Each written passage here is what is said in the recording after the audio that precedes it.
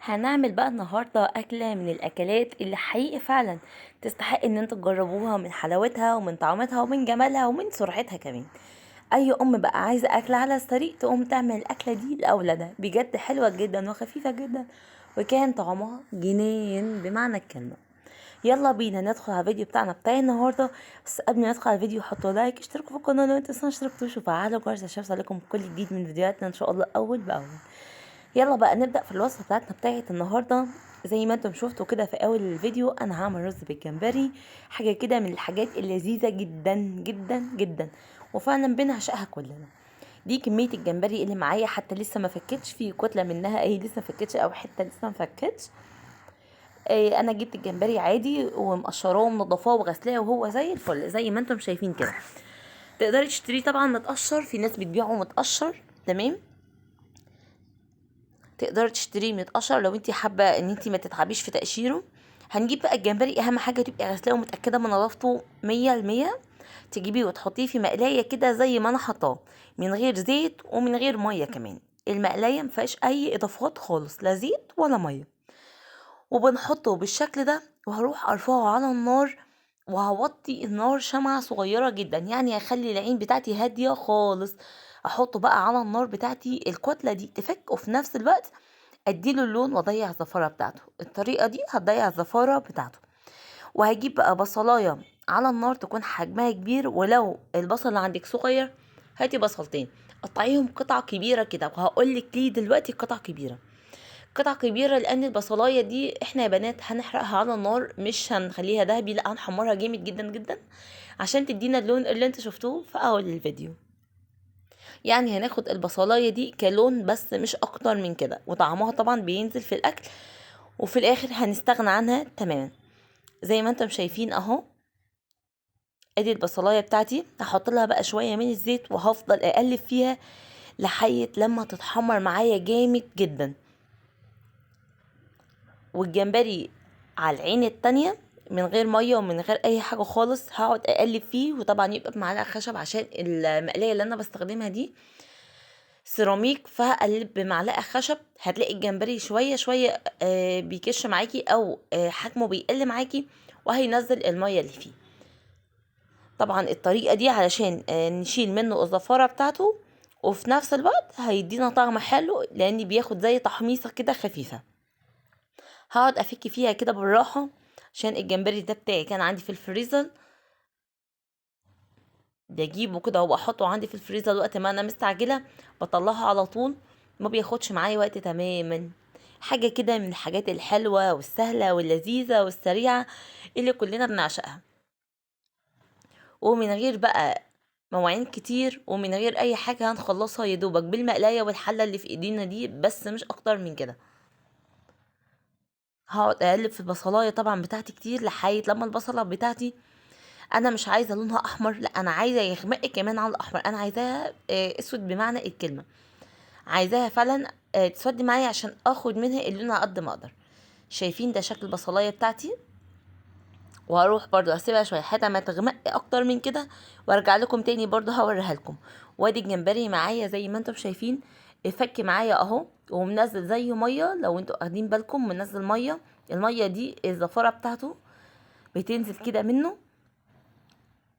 هقعد اقلب فيه لحد لما الاقيه تقريبا كده دقيقتين. الجمبري بتاعي هقلب فيه تقريبا كده دقيقتين، وبعد كده هشيله من على النار وهقول لكم هنعمل فيه ايه بعد كده. البصلايه زي ما انتم شايفين انا عايزه لونها كده يا بنات، انا عايزه اللون بتاعها كده. ليه هنغمها قوي كده؟ لان احنا هنحط دلوقتي ميه وهناخد اللون بتاعها عشان نعمل اللون اللي كان حلو في اول الفيديو بتاعنا ده. والبصلايه طبعا هنشيلها خالص، احنا كده خلاص ما عدناش محتاجينها، احنا هنا عايزين اللون بتاعها بس، ملهاش اي استفاده تانية غير اللون بتاعها. دلوقتي هجيب ميه واحط شويه ميه صغيرين. بعد ما حطيت شويه الميه هسيبها تغلي بالظبط غلوه، وبعد الغلوه دي هنزل بشويه ميه كمان، هزود الميه بتاعتي دي اللي هطبخ فيها الرز بتاعي. شايفين ده يا بنات؟ دي النتيجه اللي انا عايزاها علشان اخد الميه اللون ده. هحط بقى شويه ميه حسب معيار الرز بتاعي، وده بيبقى بالنظر، ما تزوديش ميه عشان ما يبقاش الميه كتيره منك وفي نفس الوقت اللون ما يفتحش. واغطي عليها كده واسيبها تغلي غلوتين ل3 غلوات. بعد ما غلت زي ما انتم شايفين كده، انا بقى هشيل. شايفين لون الميه؟ انا عايزه اللون ده. انا بعمل البصلايه كده عشان اخد اللون ده، البني الجميل المنور العسل اللي انتم شايفينه ده. هشيل بقى البصلايه بتاعتي وارجع لكم تاني. هقعد اشيلها كده بالمصفى زي ما انتم شايفين. انا وشلت خلاص البصله بتاعتي من الميه. في حته صغيره دلوقتي بس ما خدتش بالي منها، دلوقتي هشيلها. بقعد اشيله كده بالمصفى عادي جدا. وده كميه الجمبري بتاعي اللي طلعت. الجمبري بعد ما شلته من على النار باخده وبحطه في مصفى وبشطفه شطفتين من شطفتين ل3 كده، علشان طبعا مكان منزل ميه الزفاره بتاعته، فهشطفه من شطفتين ل3. وهرجع احطه في طبق. وبعد الطبق لما اشيل الميه او اشيل البصل من الميه، هحط الجمبري ياخد غلوه واحده بس. يا بنات اشمعنى غلوه واحده بس؟ علشان ياخد نفس الطعم. البصليه اللي انا قلت لكم عليها شلتها عشان ياخد الطعم بتاع الصياديه بتاعه الجمبري. وبعد كده هنزل بقى بالرز. اهو بعد ما الجمبري اخد له غلوه، انا غاسله بقى كميه الرز بتاعتي. شايفين لون الجمبري اخد لون الميه بالظبط والطعم بتاعه، فانا عايزه النتيجه دي. اغسلي بقى الرز حسب كميه اسرتك. انا غسلت الرز بتاعي ونزلت بيه. بعد ما خلاص بقى نزلت الرز بتاعي، هقلبها تقليبه تكون كويسه واحط لها رشه من الملح.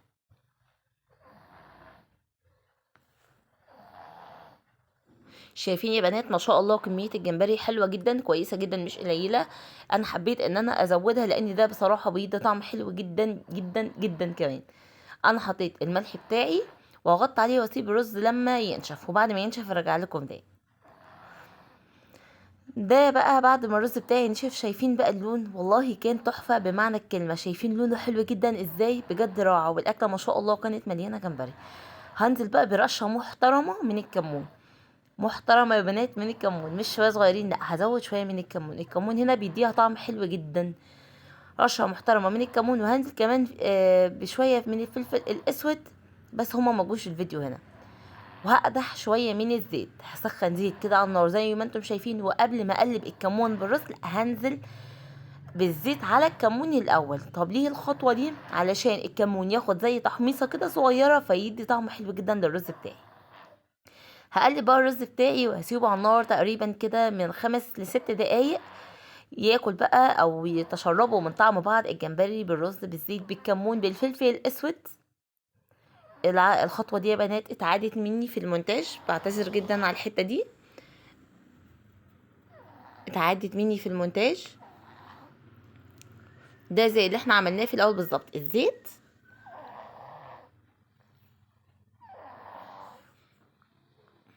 هنقلبه. وانا قلت لكم ليه بنقلب او ليه بنحط الكمون وبعدين الزيت وبعدين نقلب؟ عشان الكمون يتحمص تحميصه خفيفه كده تكون حلوه، هتدي طعم حلو قوي. هستناكم تجربوها. تعالوا بقى نغرف الاكل مع بعض. شايفين بقى؟ ما شاء الله الاكل حتى مليانه جمبري وظاهره اهي ما شاء الله في الكاميرا. كانت جميلة جدا بمعنى الكلمة. حلوة وخفيفة ولذيذة وسريعة في نفس الوقت. وما خدتش بقى مواعين كتير ولا اي حاجة خالص. تقدري بقى تقدميها بالشكل اللي انت حباه او بالشكل اللي انت عايزاه، سواء كده سواء تغرفيها كلها في طبق واحد او كل واحد طبقه بالشكل ده. قدمي جنبها سلطة او مخلل حسب حريتك. قولي بقى رأيكم في الكومنتات.